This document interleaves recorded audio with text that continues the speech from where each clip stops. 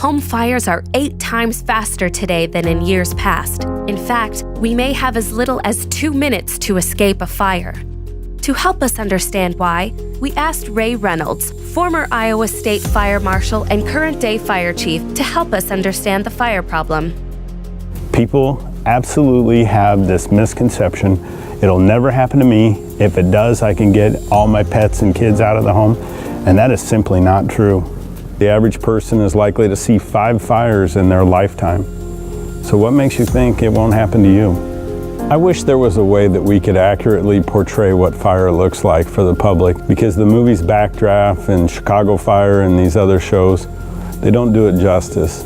Fire is scary. Buildings collapse, windows break. It's the crackling of the fire, the superheated gas that's down to the floor. Even with the best of fire protection gear that we carry in the fire department, you cannot see your hand in front of your face. I can't tell you how many people I've been to at the scene of a fire where there's been a fatality and the family was just awestruck that they even had a fire, let alone this becoming the worst day for the rest of their life. And the thing that haunts me and still haunts me to this day is there's this outline in the bed that shows exactly how they were laying.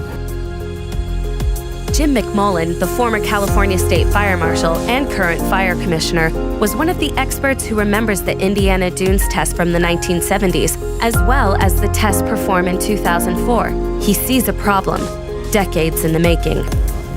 And 3 minutes from the time they had an open flame on the sofa, 3 minutes from a flame that high until we had flashover in the room. 3 minutes, not a lot of time. You have to get out as soon as you have any idea that you have a house fire. Tim DeDeer, today a Metro Fire Marshal and Deputy Chief, performed research as a graduate student for a leading university in Texas. The conclusion of the test, we had 2 types. We had a smoldering ignition fires and we had flaming ignition fires. And the smoldering fires we ignited in the cushion of a chair, and we duplicated this 3 times for the data for 16 total different tests. The ionization smoke alarm that we tested, the probability of failure was 55%. During the flaming ignition fire, the probability of failure was at 19.8%. It's estimated over 90% of homes have the least reliable and cheapest smoke alarms known as ionization. While this technology meets the minimum standard, tests by the government, universities, fire departments, and even the media continue to expose the failure of these alarms. These are the alarms known for going off when we cook and we wave towels to try and silence them. But surrounded by smoldering smoke, they can remain silent for as long as 30 minutes or longer. 30 priceless minutes when it comes to escaping a fire. It's easy to see why the death rate remains unchanged for decades. I can tell you countless stories where somebody had to knock on a door and wake people up while the entire attic was engulfed in flames. And I can't tell you how many times I've been on the scene of a fatality where people said, I didn't hear any smoke alarms or I didn't hear anything. I mean, our house was full of smoke. It was billowing out of all of the windows, and yet our smoke detector never went off.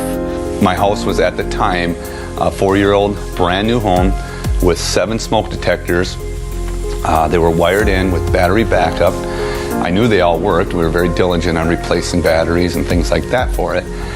And that's when it kind of dawned on me, wow, I never had none of my smoke detectors were going off. In a fire, you don't realize that you lose every picture, every video, everything that I've ever possibly worked for.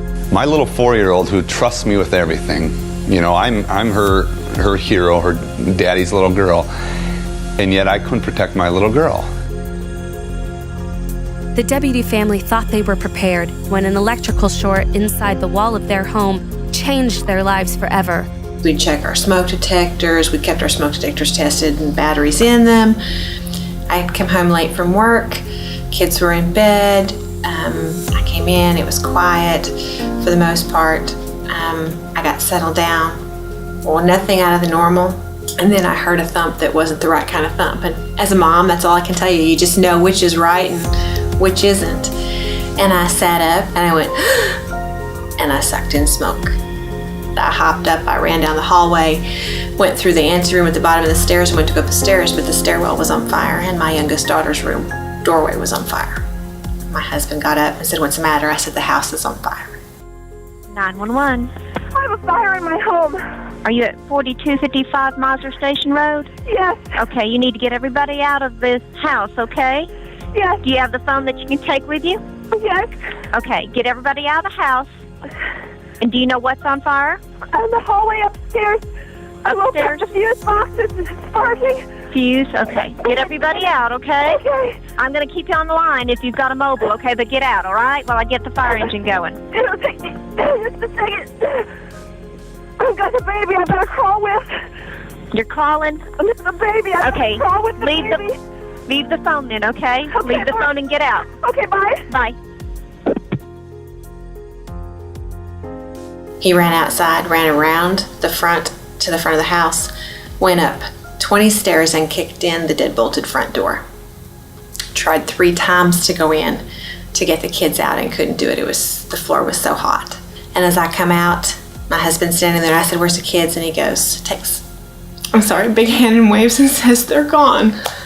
And I turned around and that's the first time I had to look at the house. And as I turned around and I looked at the house, my youngest girl's room was completely engulfed in flames and the living room windows exploded.